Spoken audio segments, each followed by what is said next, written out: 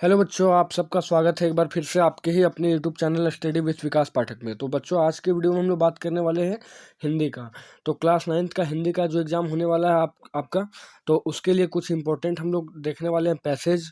उसके बाद आपका व्याकरण सेक्शन, किताब का सेक्शन से, प्लस कुछ लेटर राइटिंग से। ठीक है, तो बहुत सारा हम लोग चीज़ देखने वाले हैं इस वीडियो में। तो आप लोग बने रहें और देखते हैं कौन कौन सा क्वेश्चन है। तो हिंदी बड़ा ही इंपॉर्टेंट है बच्चों, और हिंदी में नंबर लाना भी थोड़ा आसान है, लेकिन आपको बस कुछ कुछ चीज़ों का ध्यान रखना बहुत ही ज़रूरी है। तो चलिए हम लोग देखते हैं। देखिए, सबसे पहले तो आपका पैसेज रहेगा। पैसेज पढ़ के आपको समझाते हैं कि आखिर ये क्या पैसेज का डिमांड है। बोला गया है कि एक समय था जब पानी सब जगह मिल जाता था, इसलिए इसे कोई महत्व नहीं दिया जाता था। लेकिन तेजी से बढ़ती हुई जनसंख्या और जीवन शैली में आए परिवर्तन के कारण जल अब दुर्लभ हो गया है। इसी दुर्लभता के कारण जल का आर्थिक मूल्य बहुत ही बढ़ गया है। अब तक जल की प्रमुख मांग फसलों की सिंचाई के लिए होती थी, लेकिन अब उद्योगों की और घरेलू उपयोग के लिए भी जल की आवश्यकता है। इसलिए जल अब एक बहुमूल्य संसाधन बन गया। नगरीय और ग्रामीण क्षेत्रों में पीने के पानी की मांग बिल्कुल अलग अलग तरह से होती है। आइए सबसे पहले नगरीय क्षेत्रों में जल की समस्या का अध्ययन करें। तो यह आपका जल से रिलेटेड कुछ बात बोला गया पैसेज में, जिसमें बोला गया कि पहले जल बहुत आसानी से मिल जाता था, पर आज जो है बहुत ही समस्या हो रहा है, क्योंकि बहुत सारे इंडस्ट्री है, पोल्यूशन फैल रहा है। इसकी वजह से जल का स्तर जो है बर्बाद थोड़ा सा कम होते जा रहा है। तो अब देखते हैं पैसेज के हिसाब से क्वेश्चन कौन कौन सा है। पहला क्वेश्चन जो यहाँ पर हो गया, पहला क्वेश्चन बोला गया एक समय सब जगह क्या मिल जाता था। तो पैसेज पढ़ने के बाद तो यही पता चल रहा है, जंगल, बालू, पत्थर या जल। तो एक समय सब जगह पर जल मिल जाता था, ऑप्शन नंबर 4 होगा। उसके बाद दूसरा क्वेश्चन बोला गया है कि एक समय किसको कोई महत्व नहीं दिया जाता था। तो जल को, एक समय जल को कोई महत्व नहीं दिया जाता था। नेक्स्ट है तीसरा क्वेश्चन कि अब जल कैसा संसाधन बन गया है। तो जल दोस्तों क्या बन गया है, तो अमूल्य, बहुमूल्य, या मूल्य युक्त, या मूल्य रहित। तो अब जल जो है बहुमूल्य संसाधन बन गया, ऑप्शन नंबर 2 हो जाएगा। आगे है नगरीय शब्द में क्या प्रत्यय है। तो नगरीय शब्द जो है उसमें ई प्रत्यय लगा हुआ है, नगरीय। ठीक है, यानी कि ई प्रत्यय लगा हुआ है, ऑप्शन नंबर जो आपका होगा 3। यानी कि नगर, नगर में ई लगा देंगे, ई तो हो जाएगा नगरीय, नगरीय हो जाएगा। आगे देखिए, फिर से एक पैसेज दिया आपको। पैसेज में बोला गया आदमी की पहचान उसकी भाषा से होती है, और भाषा संस्कार से बनती है। जिसके जैसे संस्कार होंगे वैसे ही उसकी भाषा होगी। जब कोई आदमी भाषा बोलता है तो साथ में उसके संस्कार भी बोलते हैं। यही कारण है कि भाषा के शिक्षक का दायित्व तो बहुत गुरुतर और चुनौतीपूर्ण है। परंपरागत रूप में शिक्षक की भूमिका इन तीनों कौशलों यथा बोलना, पढ़वाना और लिखवाना तक सीमित कर दिया गया है। केवल यांत्रिक कौशल किसी जीती जागती भाषा का उदाहरण नहीं हो सकता। सोचना और महसूस करना दो ऐसे कारक हैं जिनमें भाषा सही आकार पाती है। इसके बिना भाषा संस्कार नहीं बन सकती। इसके बिना भाषा युगों युगों का लंबा सफर नहीं तय कर सकती, और वह इनके बिना कोई भाषा किसी देश या समाज की धड़कन भी नहीं बन सकती है। आगे क्या बोला, केवल संप्रेषण ही भाषा नहीं है, दर्द और मुस्कान के बिना कोई भाषा जीवंत नहीं हो सकती है। ये भाषा के बारे में बोला गया। अब इसका का क्वेश्चन देखिए आप लोग। बोला गया आदमी की पहचान किससे होती है। तो आदमी की पहचान जो है उसकी भाषा से होती है, यानी कि ऑप्शन नंबर हो जाएगा 1। आगे बोला गया है भाषा के कौशल कौन कौन से हैं। भाषा के कौशल कौन है, तो पढ़ना लिखना, पढ़ना लिखना, बोलना, उपर्युक्त सभी। तो इसका आंसर होगा उपर्युक्त सभी। उसके बाद 7वां क्वेश्चन है कि आदमी की भाषा से उसके बारे में क्या पता चलता है। तो आदमी की भाषा से उसके बारे में क्या पता चल जाता है, तो उसके संस्कार कैसे हैं। यह आदमी की भाषा से पता चलता है कि उसका संस्कार कैसा है। आगे 8वां क्वेश्चन है कि कोई भाषा किसके बिना जीवंत नहीं हो सकती। तो दर्द और मुस्कान के बिना। चलिए, अब तो यहाँ तक तो क्लियर हो गया है। पैसेज का मामला तो क्लियर कर लिया हम लोग। अब हम लोग देखने वाले हैं पत्र। ठीक है, लेटर राइटिंग से कुछ आपको सवाल पूछा जाता है। तो देखिए यहाँ पे सेवा में, ठीक है, सेवा में नगर पालिका, नगर पालिका को अगर पत्र लिखा जा रहा है तो जाहिर सी बात है अध्यक्ष को बोला जाएगा। तो हम लोग 9वां नंबर पे पढ़ेंगे क्या, अध्यक्ष, नगर पालिका अध्यक्ष। फिर 10वां बोला है सड़कों और नालियों की, नालियों की क्या, सफाई। ठीक है, सड़कों और नालियों की सफाई, यानी कि ऑप्शन नंबर 3। उसके बाद है कि निवेदन के साथ, निवेदन के साथ कहना है, निवेदन के साथ कहना है कि मैं कृष्णा नगर मोहल्ले का निवासी हूँ, यानी कहना है। तो ऑप्शन नंबर हो जाएगा 1। उसके बाद आता है अनुरोध है कि मेरे खाली स्थान में नालियों एवं सड़कों की गंदगी की नियमित तौर पर सफाई कराने की कृपा करें। तो अतः अनुरोध है कि मेरे, मेरे मोहल्ले बोल सकते हैं आप, कि मेरे मोहल्ले में। ठीक है, मेरे मोहल्ले में। आगे है, देखिए 13वां क्या होगा, 13वां में आपका हो जाएगा यहाँ पर क्या, विश्वास भाजन। ठीक है, 13 का हो जाएगा विश्वास भाजन। चलिए अब देखते हैं व्याकरण सेक्शन।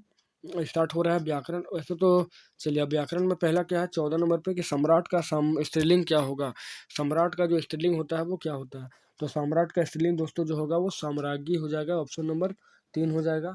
15 का देखते हैं नूतन का विलोम क्या होता है। नूतन का मतलब नया होता है, तो नया का विलोम क्या होगा यानी उल्टा, तो पुरातन यानी पुराना।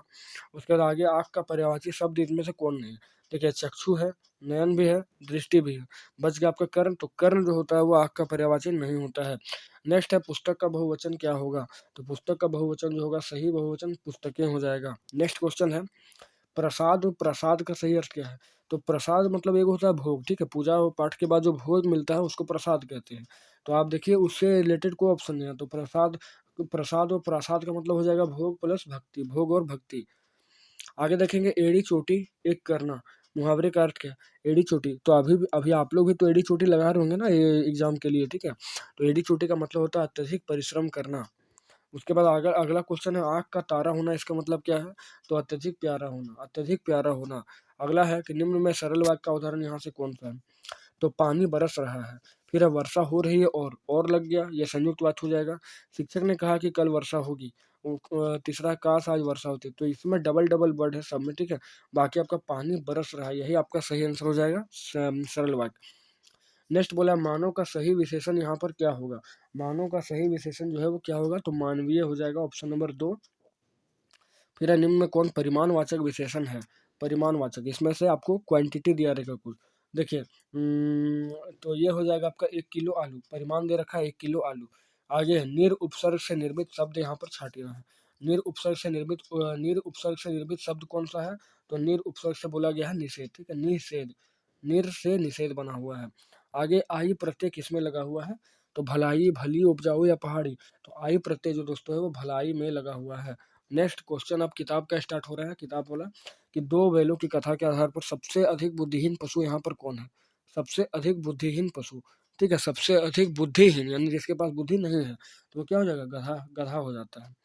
उसके बाद आगे नाना साहब की पुत्री का क्या, पुत्री, नाना साहब की पुत्री का नाम क्या था, तो देवी मैना उसका नाम था। अगला तिब्बत में सबसे खतरनाक स्थान को क्या कहा जाता है, तो डांडे, ठीक है, सबसे खतरनाक स्थान जो है डांडे कहा जाता है। नेक्स्ट है सावले सपनों की याद में बर्ड वाचर किसे बोला गया था। बर्ड वाचर किसको बोला गया था, तो वो था सालिम अली, यानी बर्ड वाचर जो है सालिम अली। नेक्स्ट क्वेश्चन है मेरे बचपन के दिन किस प्रकार का पाठ है।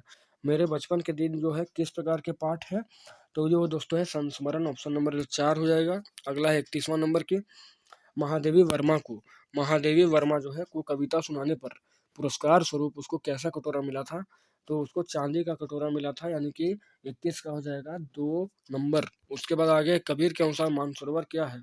कबीर के अनुसार यहाँ पर मानसरोवर जो है क्या है, तो कबीर के अनुसार मानसरोवर जो है मन या मानस है। नेक्स्ट क्वेश्चन है पखा पखी, पखा पखी का शाब्दिक अर्थ क्या होता है, तो पक्ष विपक्ष। आगे बोला गया है वाक्य किसकी रचना है, ललध, लदध की, यानी कि ऑप्शन नंबर जो आपका 3 हो जाएगा। आगे है एक भारतीय आत्मा के नाम से कौन से कवि प्रसिद्ध हैं। एक भारतीय आत्मा के नाम से तो माखन लाल चतुर्वेदी हैं। आगे मेघ आए कविता में किस ऋतु का वर्णन हुआ है, तो मेघ आए जो कविता है उसमें वर्षा ऋतु का वर्णन हुआ है। वर्षा ऋतु का एक और नाम आपको मिल जाएगा पावस ऋतु, ठीक है, पावस ऋतु भी मिल सकता है, ध्यान से आपको देखना है। आगे है प्रश्न की भांति किसे लिखे जाना चाहिए, तो प्रश्न की भांति जो है प्रश्न के जैसा किसको लिखा जाना चाहिए, तो जादूगर का करतब दिखाना।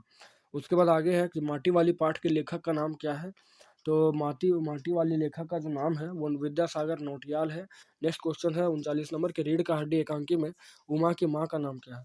उमा की माँ का नाम जो होता है यहाँ पर प्रेमा होता है रीढ़ की हड्डी में। और अगला अंतिम सवाल है इस वीडियो का कि माटी वाली ने 2 रोटियों में से 1 रोटी क्यों छिपाई थी, तो अपने पति के लिए, ठीक है, बूढ़े पति के लिए। तो ये था दोस्तों हिंदी का कुछ इंपॉर्टेंट क्वेश्चन जो आपके आने वाले एग्जाम के लिए इंपॉर्टेंट होगा। तो आज हम लोग डिस्कस किए इस वीडियो में। कमेंट करके ज़रूर बताइएगा कि वीडियो कैसा लगा आप सभी को, और अगर अच्छा लगा वीडियो तो ज़रूर लाइक कीजिएगा और चैनल को सब्सक्राइब करके बेल आइकन को प्रेस करके और वीडियो को जरूर शेयर कीजिएगा, ताकि सभी 9th क्लास के बच्चे जो है अच्छे से तैयारी कर सकें और कम से कम A+ जो आपका एग्जाम होने वाला है उसमें ला सके, ठीक है। एक जरूरी सूचना कि एग्जाम तो अभी पोस्टपोन हो गया बच्चे, लेकिन आपको अभी अपने पढ़ाई का कंटिन्यूटी को बर्बाद नहीं करना है, लगे रहना है आपको, क्योंकि आपका परफॉर्मेंस ये डिसाइड करेगा आपके परिवार का भविष्य, ठीक है।